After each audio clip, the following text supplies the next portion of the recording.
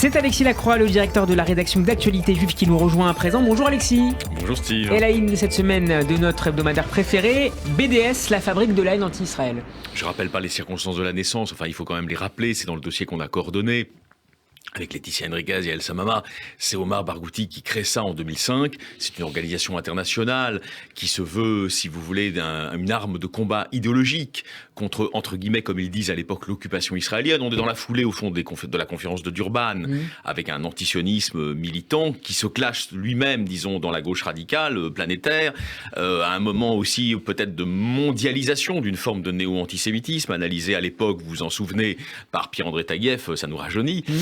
Donc c'est ce contexte-là. Alors après, le BDS va avoir une transcroissance, j'allais dire cancéreuse en quelque sorte, vous voyez, notamment au travers de partenariats dans beaucoup de pays. Ce matin, d'ailleurs, notre ami Manuel Valls m'envoyait son article de la Vanguardia. Il est intervenu tout à l'heure au micro d'Eva Soto. Voilà, article absolument passionnant et qui montre que, si vous voulez, il y a aujourd'hui une tentation très forte en Espagne, justement à Barcelone, dans la gauche barcelonaise, de décréer le partenariat, le jumelage, qui est un partenariat avec la ville de Tel Aviv, avec évidemment un soubassement qui est aussi l'agitation d'un certain nombre de personnes issues du BDS qui souhaitent annuler ce jumelage déjà ancien, cette fraternité en quelque sorte israélo-catalane. Donc c'est partout, c'est pas que en France, mais notre dossier, je crois, a l'originalité aussi de restituer les complicités. Et nous savons qu'il y a dans la gauche radicale aujourd'hui un certain nombre de personnes qui sont complices et qui travaillent au fond à une sorte de banalisation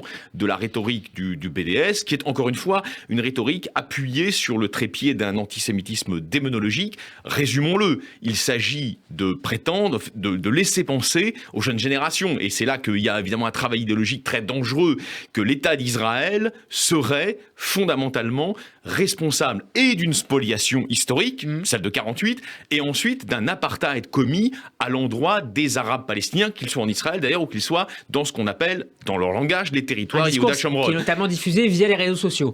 Très largement diffusé, dans une très grande impunité. Il est vrai que l'imputation d'apartheid, c'est difficilement punissable puisqu'il ne s'agit pas, à l'heure actuelle, dans le droit français, d'un délit. Et donc, il s'abrite derrière des termes qui sont des termes à la fois de stigmatisation, mais qui ne relèvent pas, disons, du pénal. Et évidemment, ce qui est intéressant aussi pour nous, qui sommes un journal de réflexion sur le combat idéologique, c'est de voir l'affiliation. Je ne crois pas que Manuel Valls en ait fait état, parce que c'était pas l'objet de l'excellent entretien avec Eva Soto. Mais en revanche, le BDS, il a une histoire. Et il a une histoire idéologique qui nous intéresse aussi dans ce dossier. C'est pas le seul aspect, mais qui nous intéresse. Au fond, de quoi est-il l'enfant ? Il est l'enfant d'un couple diabolique. Je dirais l'antisionisme de 67 soviétique, en réalité, de l'Union soviétique, du tournant de 67 de l'Union soviétique, couplé avec la rhétorique arabo-musulmane de l'époque, qui va devenir très vite arabo-islamiste, en fait, contre l'État d'Israël. De quoi s'agit-il ? Il s'agit de présenter cet État comme étant, au fond, un État satanique, qui serait une sorte de produit monstrueux de l'Occident, destiné avant tout à opprimer des peuples du tiers-monde. Et malheureusement, cette rhétorique, je suis obligé de le constater, elle ne fleurit pas à l'extrême droite depuis 67, elle fleurit à l'extrême gauche. Et l'extrême gauche, par certains côtés, elle ne contamine pas toute la gauche, ça serait ridicule de dire ça. Manuel Valls est la preuve du contraire. Mais en revanche, elle essaye de marquer des points. Et on le sait, aujourd'hui, on peut marquer des points, au fond, sur l'ignorance de beaucoup de gens. Moi, j'ai des étudiants, souvent je leur rappelle, je ne sais pas l'objet de mes cours, mais je leur rappelle ce qu'est historiquement l'État d'Israël. Beaucoup d'entre eux, et ce n'est pas du tout une accusation contre eux, mais beaucoup d'entre eux le découvrent en réalité. Donc nous avons collectivement, contre le BDS, un travail à faire qui est un travail humble de pédagogie, expliquer ce qu'est Israël. Et je ne crois pas que ce soit fait très souvent. Merci beaucoup Alexis Lacroix d'avoir été avec nous.